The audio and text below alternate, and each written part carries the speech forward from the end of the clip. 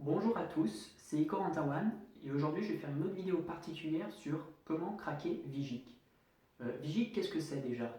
C'est un système de contrôle d'accès aux immeubles très populaire en France qui est sorti en 1998 si je ne me trompe pas. À la base, ça a été conçu pour remplacer le fameux pass PTT T10. Alors pour ceux qui n'ont jamais entendu parler, il s'agit d'une clé comme ceci. J'avais déjà fait une vidéo dans le passé sur le pass PTT. Il s'agit donc d'une clé qui permet d'ouvrir toutes les boîtes aux lettres individuelles de France, ainsi que les halls d'immeubles. Alors forcément, ça pose un problème de sécurité, puisque cette clé est en vente libre maintenant, et c'est pas toujours des personnes bien intentionnées qui l'ont dans les mains. Alors Vigic, on distingue deux types de badges. Il y a le badge résident, donc comme celui-là, vous l'avez sans doute déjà croisé si vous habitez dans une grande ville. Et on distingue d'un autre côté le badge dit prestataire. C'est sous forme d'une carte blanche. Les personnels d'EDF, de la Poste, de GDF en possèdent une et ça permet donc d'avoir un accès permanent sur tous les immeubles équipés de Vigic pendant 84 heures maximum. Le but de cette vidéo, c'est de craquer et cloner un badge de type résident qui donne un accès permanent, mais sur un seul immeuble à la fois malheureusement. Je ne montrerai pas comment cloner un badge de prestataire, puisque de toute façon je n'en ai pas, et même si j'en avais un, il faudrait répéter cette opération tous les 2 ou 3 jours, car comme je vous l'ai dit, ce type de badge se désactive au bout de 84 heures au maximum. Le badge blanc que j'ai sur moi, c'est simplement une copie de mon badge résident. Pour craquer Vigic, on aura donc besoin de matériel. C'est logique après tout, hein. On aurait pu le faire avec un simple smartphone, sauf que les derniers téléphones sont incompatibles au niveau matériel avec les badges Vigic. Vigic c'est trop vieux et les derniers téléphones comme les Galaxy S5, 6, 7, etc. sont trop modernes. Pour commencer donc, on va avoir besoin d'un ordinateur. On aura besoin donc aussi d'une clé USB bootable avec Linux, une distribution Linux. Pour ma part, j'utilise Kali Linux pour la simple et bonne raison qu'il y a déjà tous les outils installés sur cette version. Moi, j'utiliserai donc la version bootable parce que j'ai pas envie d'installer durablement Linux sur mon ordinateur. Hein, je reste sur Windows pour une raison de compatibilité de mes programmes. On aura besoin donc d'un lecteur. Pour ma part, j'ai pris le ACR 122U. C'est le lecteur le plus populaire du marché, il me semble. On peut le trouver sur Amazon, mais on ne pourra pas le trouver bien sûr dans les grandes surfaces classiques comme la Fnac, des boulangers, etc. On le trouve que sur Internet. Du badge à copier, c'est logique en même temps, et de badge vierge compatible Vigic. Alors c'est simplement des badges MIFARE 1 kilooctet. Ceux-là, ils ont la particularité d'avoir le bloc 0 en écriture. Normalement, un badge Vigic comme celui-là, on ne peut pas écrire sur le numéro de série. C'est protégé en écriture. Mais heureusement, les Chinois, ils ont développé des badges permettant d'écrire sur le bloc 0. On va donc utiliser cela. Alors la première étape, c'est bien sûr de brancher votre clé USB bootable dans votre machine quand celle-ci est à l'arrêt.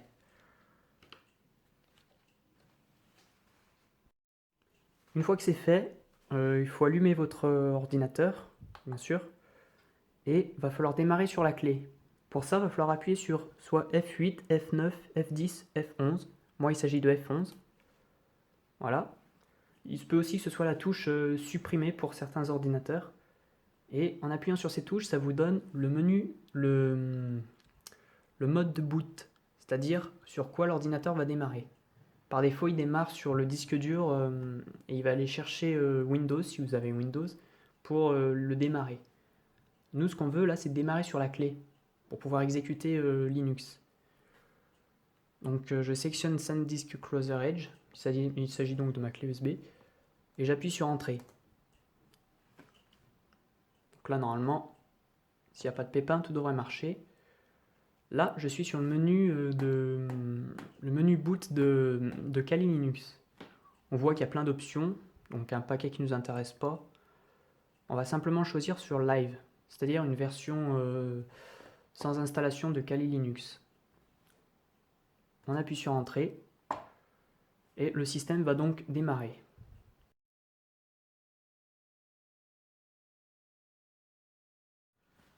Donc une fois que votre système a démarré, vous pouvez brancher votre lecteur ACR 122U, enfin ou tout autre type de lecteur que vous avez bien sûr. Voilà.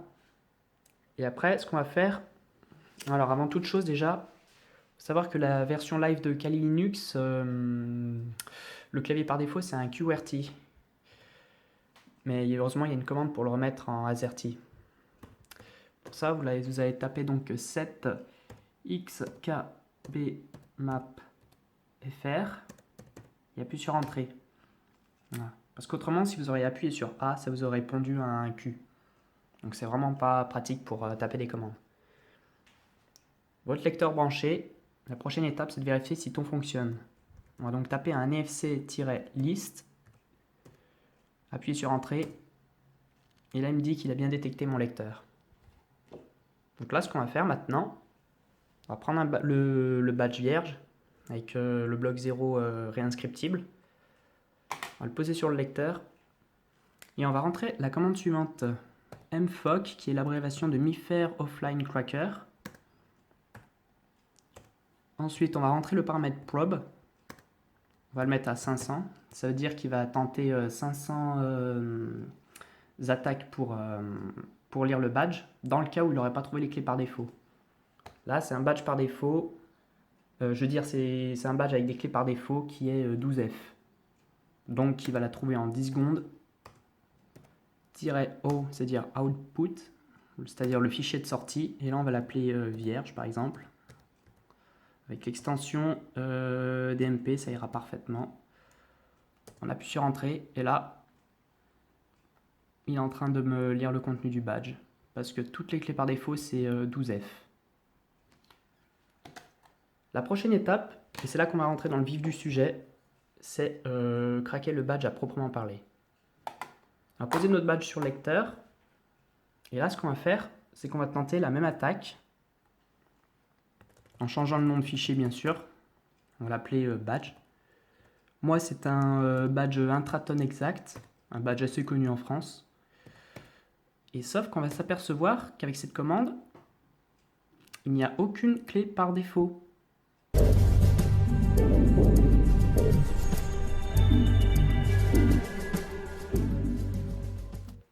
Donc là, comme je vous le disais, no sector encrypted with the default key has been found. Il n'a trouvé aucune clé par défaut dans les 16 secteurs du badge. Hein. Donc si vous avez ce message, c'est pas grave. Ce qu'on va devoir faire, si vous ne possédez pas les clés par défaut, vous allez tenter le MIFARE Darkside Recovery. mfcuck. Donc ça, c'est une commande en fait qui va... Alors au niveau technique, je ne saurais pas vous expliquer. Elle va tenter de retrouver une clé qu'on lui aura spécifiée. Donc on va lui rentrer le paramètre C connect, connexion au lecteur. Le paramètre -R recovery pour retrouver une clé. On va lui dire par exemple de retrouver la clé du secteur 0, la clé A, parce que chaque secteur est protégé par 2 clés. Ça c'est paramètre, après paramètre S c'est sleep, c'est-à-dire le... Pareil, ce niveau-là, je ne saurais pas exactement dire ce que c'est le temps qu'il va mettre entre chaque attaque, je vais y arriver. On peut mettre 50 millisecondes par exemple. Et là, on va mettre un deuxième paramètre sleep, qu'on va mettre également à 50. -o, c'est toujours output, le fichier de sortie. Et on peut l'appeler badge toujours.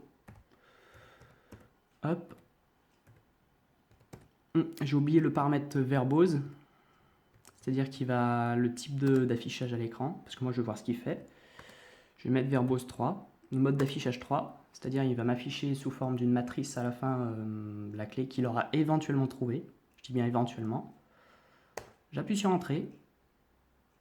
Et là, fail. Voilà. Donc là, qu'est-ce qu'il fait? Eh bien, il attaque directement le badge. Et ce qu'on va voir, c'est que si vous avez de la chance et un bon ordinateur, dans 5, 10, 20 minutes, 30 minutes, il pourra vous trouver éventuellement une clé. Donc ce que je vais faire, c'est que je vais couper la vidéo et je reprendrai dès qu'il aura trouvé une clé.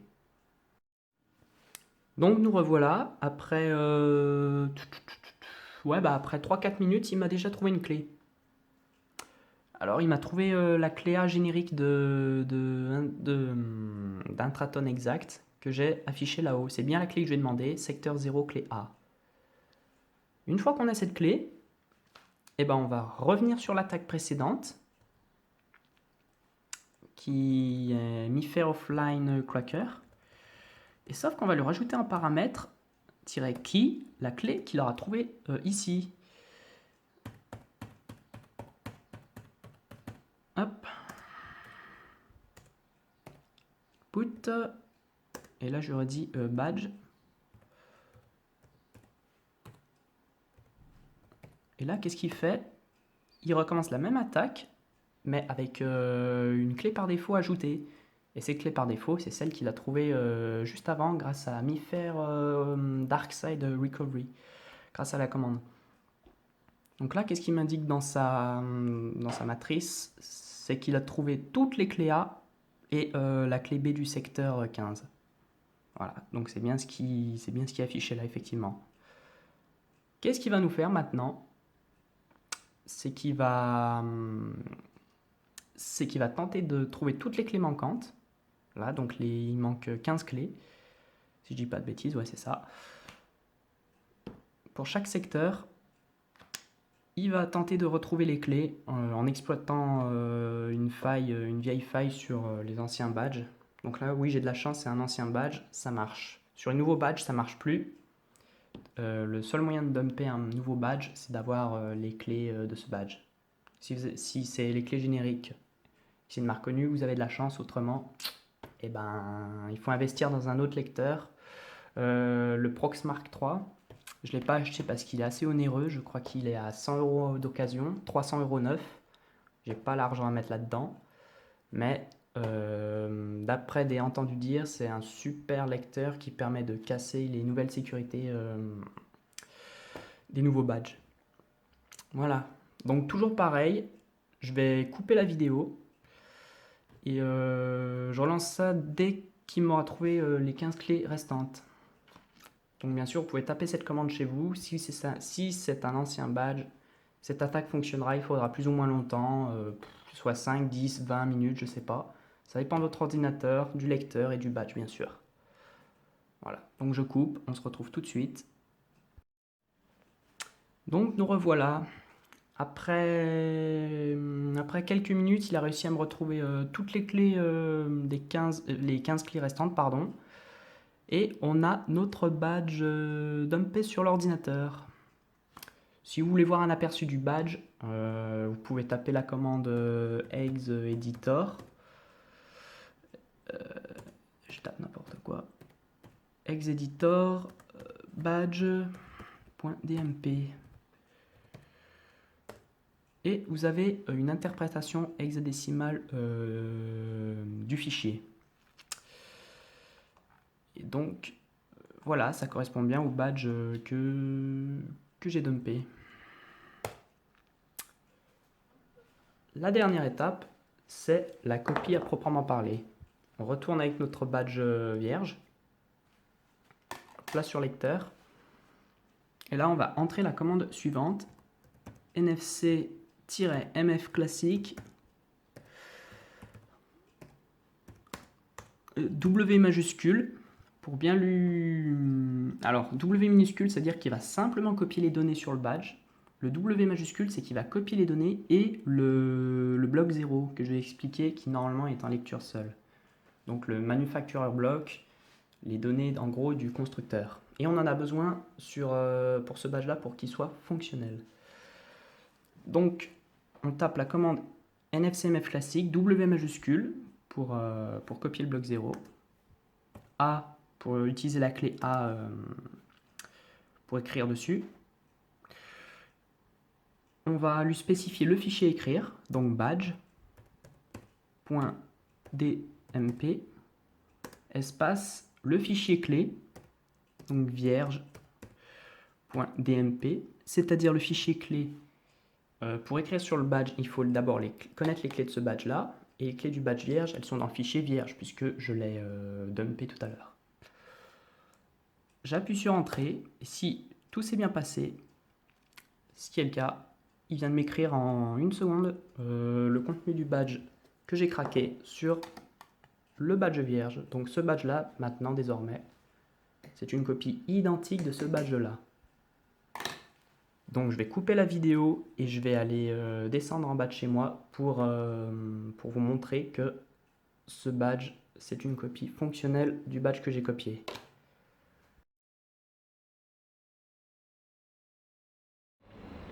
Et donc voilà, je me retrouve en bas de chez moi pour tester ma copie. Donc tout d'abord, je vais vous montrer que le badge original, il fonctionne toujours. Voilà, la diode s'allume en vert et je peux rentrer. C'est parfait. Maintenant, je vais reprendre ma copie, donc la carte blanche de tout à l'heure. Et la diode s'allume verte également. Je peux à nouveau rentrer chez moi. Par contre, si je prends une carte blanche dont je n'ai pas fait de copie, une carte blanche classique, la diode reste rouge. Je ne peux pas rentrer chez moi. Et voilà. Voilà, il est temps maintenant de faire nos comptes. Alors combien cette copie nous aura coûté ? Déjà, comme je vous ai dit, il faut un ordinateur. On considère que vous avez déjà un ordinateur, la grande majorité d'entre vous. Après, il va vous falloir une clé USB bootable. Il faudra qu'elle fasse au minimum 4 Go si vous voulez la distribution Kali Linux, que je vous conseille. Si vous n'avez pas de clé USB de cette capacité-là, comptez environ 10-15 €. Après, il vous faudra un lecteur RFID, donc la CR122U, qui est un lecteur populaire, bon marché. Je l'ai trouvé sur Amazon, comptez environ 40 €. Et vous aurez besoin d'un badge vierge, mais avec le bloc 0 réinscriptible, dit UID 0 Rewritable. Comptez environ 5 €. Ce qui nous fait 15 plus 5 plus 40, ça fait 60 €. Donc vous avez un ordinateur, vous comptez 60 € pour faire une copie. Je me suis renseigné chez les serruriers qui dupliquent vos Vigic. Certains le font à 40, d'autres à 50. Et le syndic vous demande 70 €. Donc au final, pour 60 €, vous pourrez avoir votre copie. Comptez 5 € par copie supplémentaire, donc pour un badge supplémentaire. À vous de voir si vous voulez faire 1, 2, 3, 4 ou plus de copies. À partir de 2 ou 3 copies, c'est plus avantageux de le faire soi-même. Et surtout, moi je trouve ça fun quoi. Sur leur site de Vigic, c'est bien dit, les badges sont infalsifiables, inviolables, pas tant que ça visiblement. Et voilà, à la prochaine.